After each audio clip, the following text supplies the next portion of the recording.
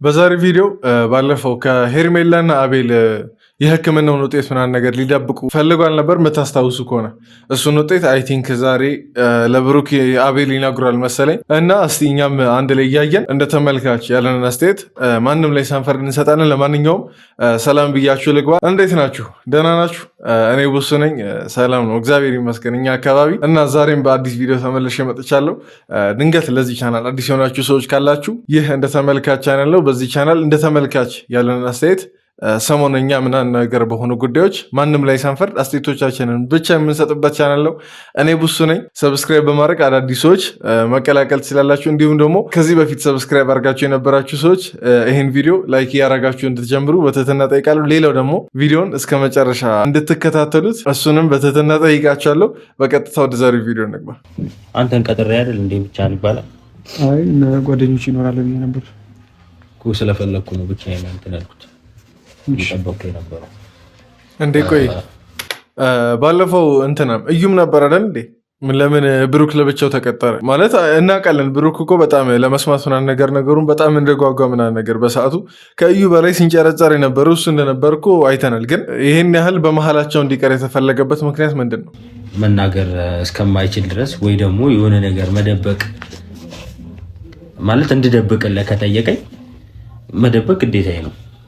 እኔ ለዛ እዚች ጋር አቤል ምንም ስህተት የለውም። ምክንያቱም የሰው ሚስጥር መደበቅ ይህን ያህል ሊያስወቅሰው የሚገባ ነገር አልነበረም። ግን ችግሩ እዚህ ጋር አቤል ይደብቅ የነበረው በግሩፓቸው መሀል በግሬስ ፋሚሊ መሀል የሄርሜላን ለዛውም እዛው ቅርብ እዛችው ሰርክል ውስጥ ያለን ነገር ነው ሊደብቅ የሞከረው እና ነገሩ በስሱም ቢሆን ወይ ከአብርሽ ጋር ወይ ከራሱ ከአቤል ጋር የሚገናኝ ነገር ቢሆን ነው እና ያ ነገር ደግሞ ብሩክን ቢያስከፋው ለምን ተከፋ ማለት አንችልም። ግን እንደ ሀሳብ የማንንም ሚስጥር አትንገሩስ ተብሎ እስከነገረን ድረስ መደበቅ ምናምን ነገር ብንችል በጣም አሪፍ ነገር ነው።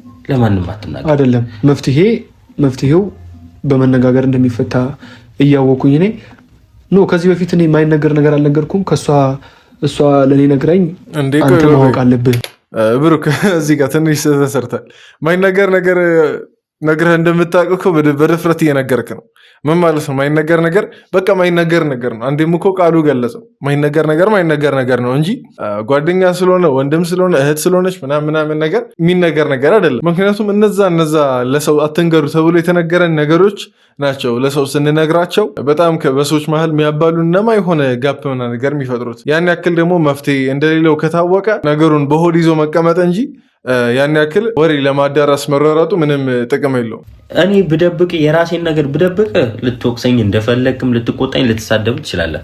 ግን ደግሞ የሰው ነገር እንዴት ንገረኝ ብለን በጣም ጓጓቴን የፈጠርከው ይዛኔ ማለት ነው። ሄርሜላ የታመመች ጊዜ በጣም ሌላ ነገር ውስጥ ነው።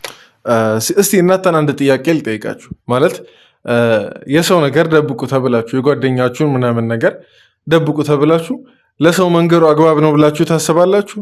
ለሶስተኛ ወገን ቅድም አቤልም ምናምን ነገር ሲል ነበር። ይሄ ታማኝነት ማጣት ነው እንጂ ጓደኛ ስለሆነ ስለነገረ የሆነ ጓደኝነቱን ሊያሸራርፍ የሚገባ ነገር አይደለም። ይሄ ከታማኝነት ጋር የሚገናኝ ነገር ነው እንጂ ስላልነገረ ምናምን የሚያስወቅሰው ነገር አይደለም።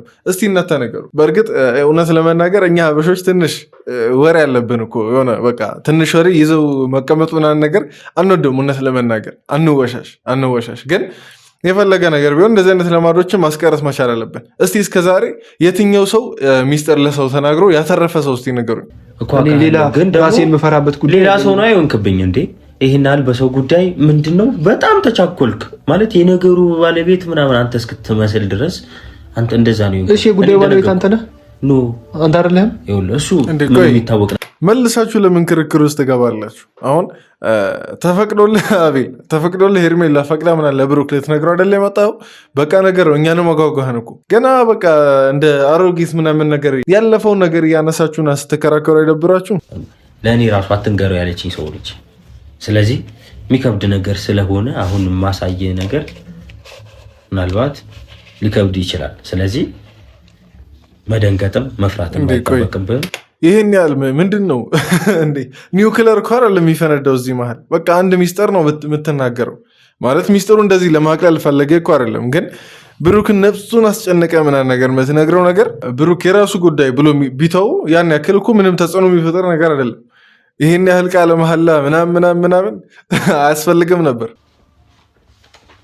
ብሩኬ በቃ ይኸውልህ አንተ የደበቅነው ነገር ይሄ ነው። ስለዚህ ቀላል ነው። እኔ እንደ ተራ በየትኛውም ሰው ልሰማው ይችላል ያልከው ነገር ይሄ ነው ማለት ነው። ቀላል እንዳለው ላይ ያነቡት እኮ ነው ወገን እንዴ ማለት ይህን ያህል እኛ ራሱ ጓጉተን ጠብቀ ምናምን ነገር እዛው ለራሱ አንብባ ያስቀራል። በእርግጥ እኛም እኮ አሁን እንደ ብሩክ ወሬውን ካልሰማን አንልም፣ ግን አንዴም አደባባይ ላይ ያወጣችሁት ሚዲያ ላይ ያወጣችሁት ነገር ነው ብለን ነው። ጥፋተኛ ነህ ብሩኬ። በቃ ማስረዳ ስላለብኝ አስረዳውክ። በቃ ብሩኬ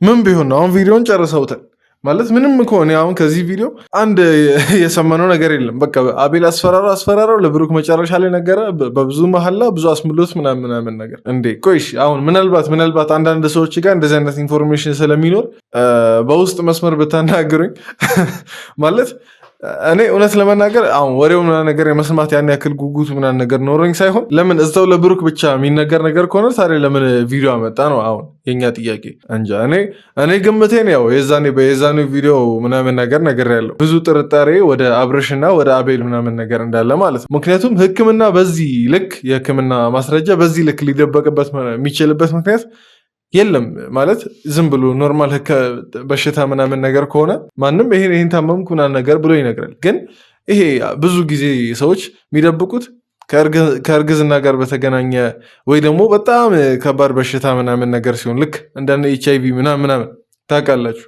እና እንደዛ አይነት ነገር ሲሆን ነው ሰው ሊደብቅ የሚችለው እንጂ እኔ ብቻ የራሴን ግምት የዛኔ ማስቀምጫለሁ። እስቲ እናንተ ደግሞ የእናንተን ግምት ኮመንት ላይ አስፍሩልኝ። የዛሬው ቪዲዮ ይህን ይመስል ነበር። ላይክ እያደረጋችሁ እንድታበረታቱኝ በትህትና ጠይቃችኋለሁ። በቀጣይ ቪዲዮ እንገናኛለን። ደህና ሁኑ።